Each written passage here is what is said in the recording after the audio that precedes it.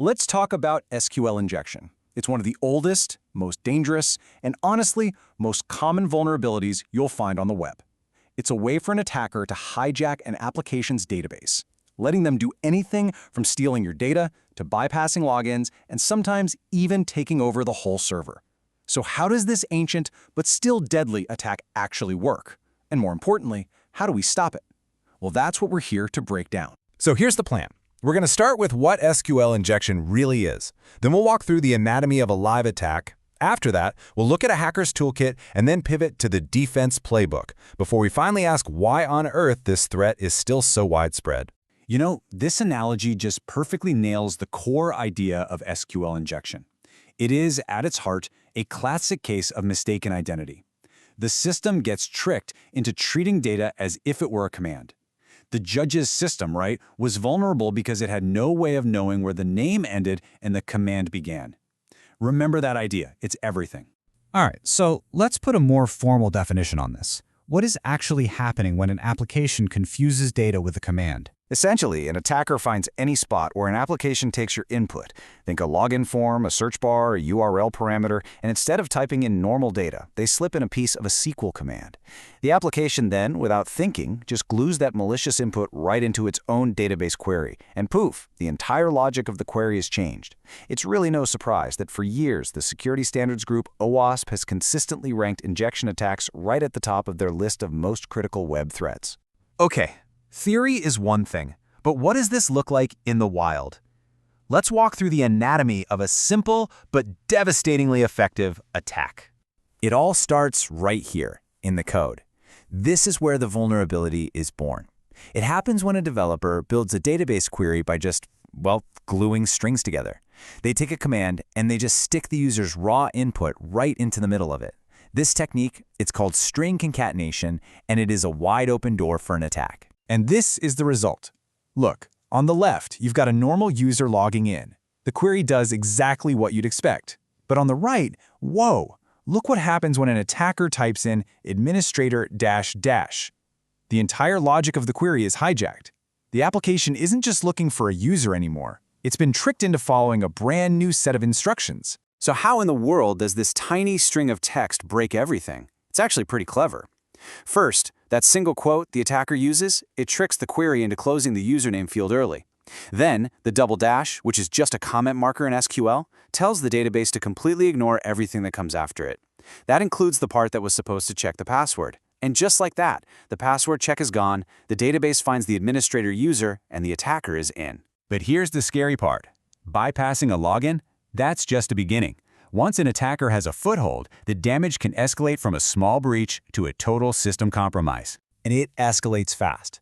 An attack usually starts with stealing sensitive data. We're talking passwords, personal info, the whole shebang. But it doesn't stop there. An attacker can modify data, delete entire tables, make themselves an administrator, and in some cases, even break out of the database to take control of the entire server. One of the most powerful tools for this is the union attack. See, the union operator in SQL is designed to combine the results from two different queries.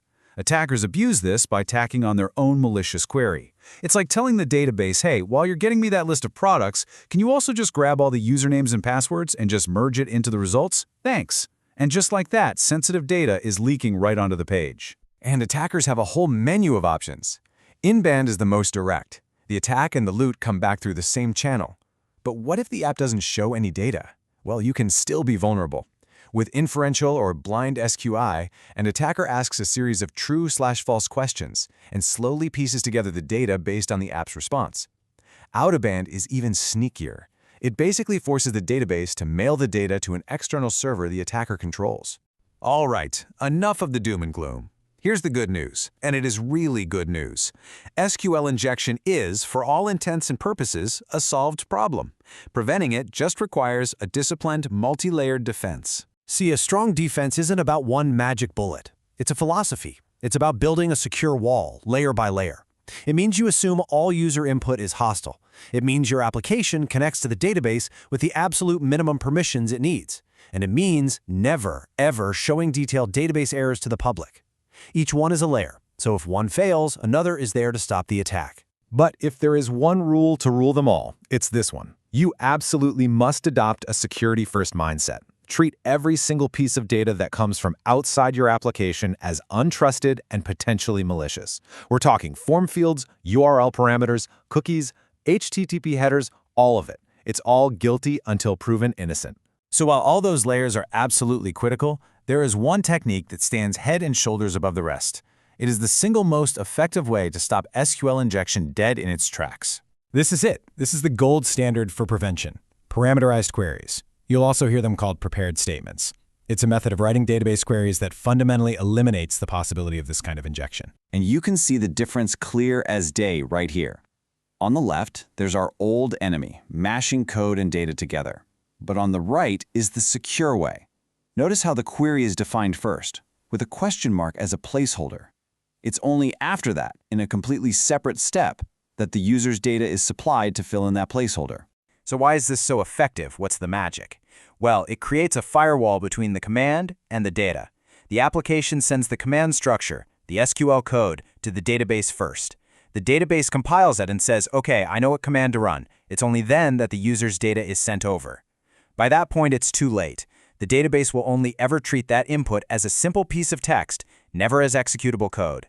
The attacker's input is trapped. This completely fundamentally solves our Bob is free to go problem. So this all leads to a really big question, right? If we've had the solution for decades, why are we still talking about this? Why does SQL injection remain one of the most common attacks in the world? I mean, just look at this history. The first public discussions about this started way back in 1998. For over 15 years, it has been a permanent fixture on the OWASP Top 10 list, even hitting number 1 in 2013. The reason it hangs around is usually because of legacy code written before these best practices were common, a lack of developer awareness, or just the sheer complexity of modern apps. It only takes one mistake, one vulnerable input field, to compromise everything. So let's boil it all down. What are the big takeaways here? SQL injection is what happens when you confuse data with commands. It's a simple mistake with potentially catastrophic consequences. And while you absolutely need a layered defense, your single most powerful weapon, your silver bullet, is the parameterized query. And that brings us right back to where we started, with a simple but profound question for your own security practices. Because in the digital world, letting a bailiff mistake a name for a judge's order is a vulnerability you just can't afford.